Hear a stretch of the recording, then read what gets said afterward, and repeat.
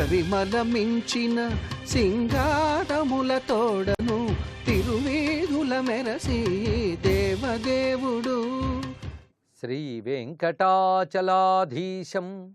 శ్రియాధ్యాసితవక్షసం శ్రుతచేతనమందారం శ్రీనివాసమహం భజే. శివాయ గురవే నమః. శ్రీమాత్రే నమః. శ్రీ విష్ణురూపాయ నమః శివాయ. శ్రీ వెంకటేశాయ నమః.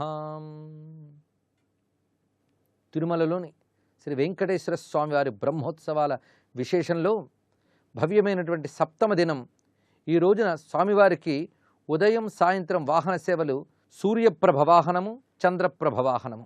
పగటికి సూర్యప్రభ వాహనము, రాత్రికి చంద్రప్రభ వాహనము ఔచిత్యం కనబడుతూనే ఉన్నది.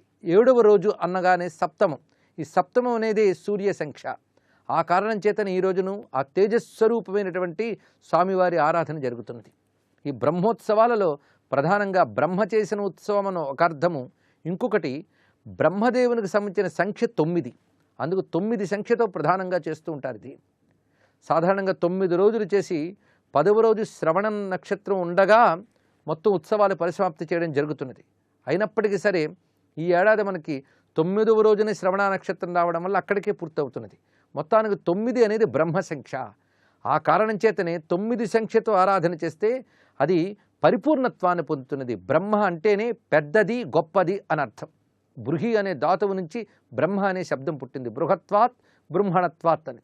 అందుకు సర్వవ్యాపకత్వము, గొప్పతనము, పెద్దతనము ఈ 3 గుణములు బ్రహ్మ సంఖ్యలో ఉన్నాయి.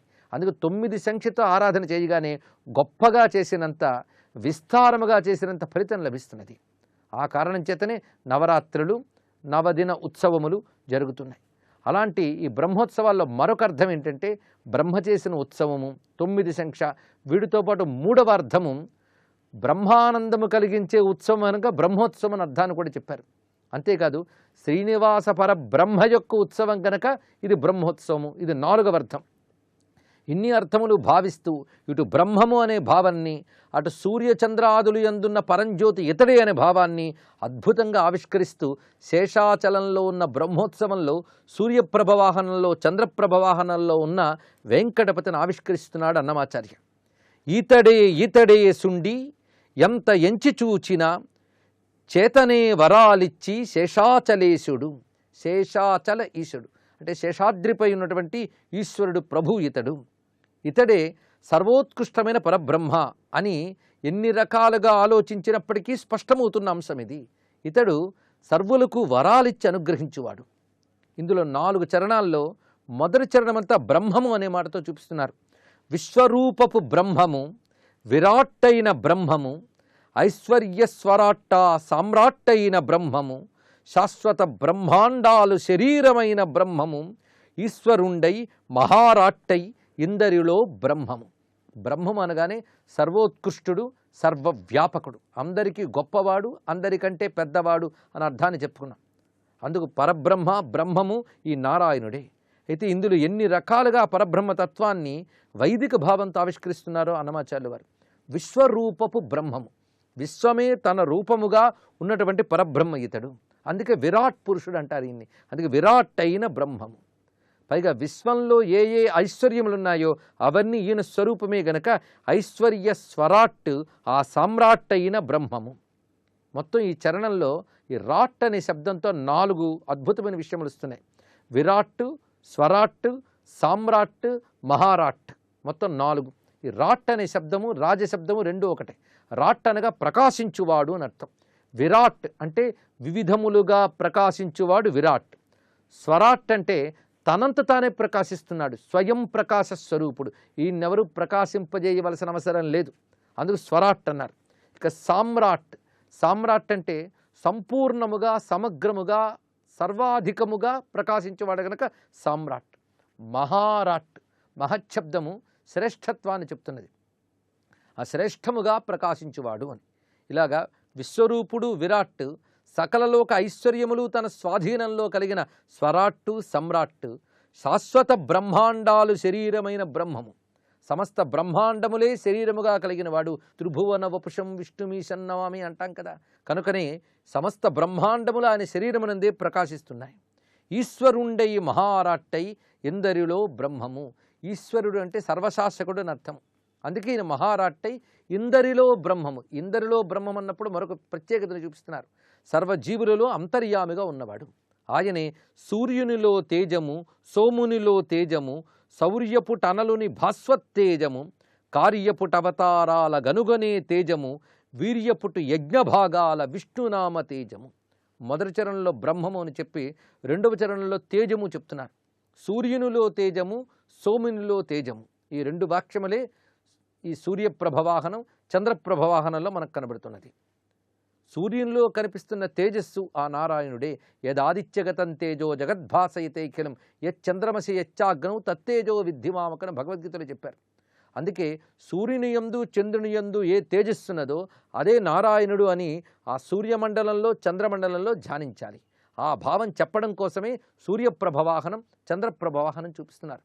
జయస్సదా సవితృమండల మధ్యవర్తి నారాయణ సరసిజాసన సన్నివిష్ట కేయూరవాన్ మకరకుండలవాన్ కిరీటి హారి హిరణ్మయవపు ధృత శంఖచక్ర అని ధ్యానయోగ్యమైన వర్ణన్ని శాస్త్రం ఇచ్చింది. సూర్యమండల మధ్యంలో బంగారు కాంతులతో మెరిసిపోతూ పైన రెండు చేతులతో రెండు పద్మములు పట్టుకుని క్రింద రెండు చేతులతోనూ అభయవరద హస్తములు పట్టుకుని పైగా శంఖచక్ర గదా పద్మములతో కూడా రెండు రకాల రూపాలు చూపించారు ఇక్కడ.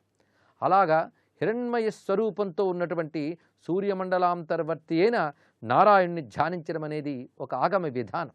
అందుకే సూర్య నారాయణుడు అని కూడా అంటారు. అందుకే సూర్యునిలో ఉన్న తేజస్సు కూడా నారాయణుడే, చంద్రునిలో ఉన్న తేజస్సు కూడా నారాయణుడే. అందుకే ఈ జగత్తులో ఓషధులు పండించేటప్పుడు నేనే సోమో భూత్వా రసాత్మక, చంద్రుడినై రసస్వరూపుడినై ఓషధుల్ని పంటల్ని పండిస్తున్నాను, సస్యకారకుడను అని భగవద్గీతలో స్వామి చెప్పారు. అందుకే ఇదంతా విభూతి యోగ భావన కనబడుతున్నది. ఆ పరమాత్మ యొక్క తేజస్సే సూర్యునిలో సోమునిలో ఉన్నది. పైగా జగత్తులో ఉన్న వేడిమికంతటికి అధిపతి సూర్యుడైతే చలువదనానికి జలాలకి అధిపతి సోముడు. ఈ రెండే ప్రపంచంలో ఉన్నాయి. ఆ వేడిమి ఆ చలువ ఈ రెండు రూపములు నారాయణుడే. ఆ రెండు తత్వమే అగ్నిశోమాత్మకం జగత్ అని చెప్పబడుతున్నది. ఆ తత్వమే సూర్యప్రభవాహనం చంద్రప్రభవాహనంలో దర్శనమిస్తున్నది. శౌర్యపు టనలుని భాస్వత్తేజము. అదేవిధంగా అగ్ని యొక్క తేజస్సు కూడా నేనే అని చెప్తున్నారు ఇక్కడ. నిజానికి అగ్ని అనేది సూర్యునికి అభిన్నమే అయినప్పటికీ మూడవ తేజస్సుగా భావించడం ఇక్కడ. కార్యపుట అవతారాల గనుగని తేజము. కార్యపుట అవతారాలు ఒక్కొక్క కర్తవ్యాన్ని నెరవేర్చడం కోసం ఒక్కొక్క ప్రయోజనం కోసం అవతారం ధరించి వస్తాడు. ఒక్కొక్క అవతారంలో ఒక్కొక్క రకంగా తేజస్సు వస్తుంటుంది. వీర్యపుటు యజ్ఞభాగాల విష్ణునామ తేజము. విష్ణునామానికి తేజస్సున్నది. ఆ తేజస్సు ఎంత గొప్పది అంటే యజ్ఞభాగముల యందు విష్ణు స్మరణ వల్ల యజ్ఞం పవిత్రమవుతున్నది. అందుకే యజ్ఞేశ్వరో విష్ణు అన్నారు, యజ్ఞోవై విష్ణు అని కూడా అన్నారు. యజ్ఞస్వరూపమే విష్ణువు. అందుకే యజ్ఞం చేసేటప్పుడు మధ్యలో ఏదైనా ఒక పని మీద ఆపినా మళ్ళీ ప్రారంభించినప్పుడు విష్ణు అంటారు. ఇదం విష్ణుర్విచక్రమే త్రేధా నిధదే పదం అని విష్ణు సూక్త మంత్రములు కూడా చెప్పడం జరుగుతున్నది. దానివల్ల యజ్ఞము ఏ లోపము లేకుండా సంపూర్ణమవుతున్నది. అందుకే యజ్ఞ భాగాలలో విష్ణునామమే తేజస్సుగా ఉన్నది. సర్వ వేదమంత్రములకి యజ్ఞములో వినియోగించేటువంటి మంత్రములకి తేజస్సునిస్తున్నది విష్ణునామమే అని అపూర్వమైన యజ్ఞతత్వాన్ని ఈ వాక్యంలో ఆవిష్కరించాడు హనుమాచార్యుల వారు. ఆ యజ్ఞతత్వము సూర్యతత్వము ఇక్కడ అన్వయించి చూస్తే అగ్ని, సూర్యుడు, చంద్రుడు, యజ్ఞము అవన్నీ ఈ శ్లోకంలో మనకు కనబడుతున్నాయి.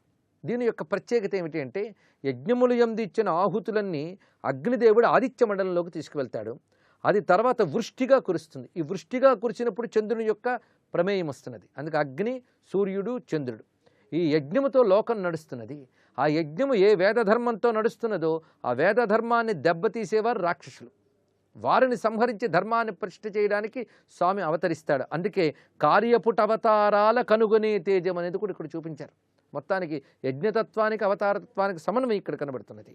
ఈ విధంగా స్వామి యొక్క ఆ సూర్యప్రభ చంద్రప్రభ వాహనంలో ఎలా భావించాలి, ఆ బ్రహ్మముని బ్రహ్మోత్సవంలో ఎలా తెలుసుకోవాలి అనేది ఈ కీర్తన ద్వారా ఆవిష్కరించుకున్నాం.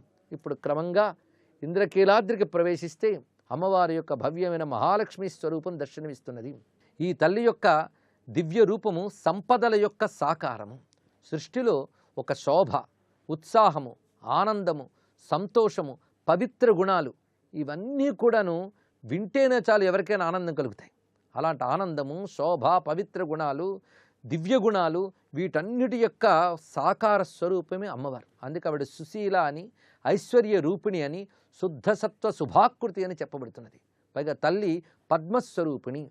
పద్మశబ్దానికి గతిశీల శక్తి అనొక అర్థము, అదేవిధంగా వికసన శక్తి అని అర్థం.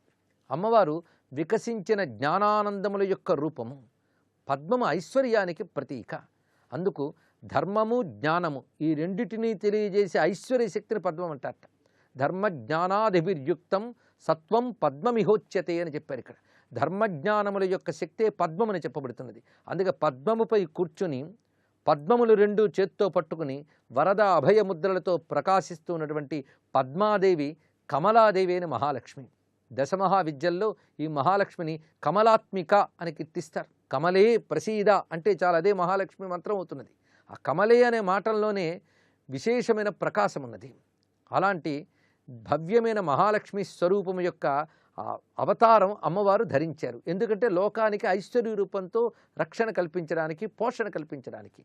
అందుకే సృష్టిలో దేనివల్ల మనం పోషింపబడుతున్నామో, దేనివల్ల గుర్తింపబడుతున్నామో, దేనివల్ల రాణిస్తున్నామో అదంతా మహాలక్ష్మి యొక్క అనుగ్రహమే.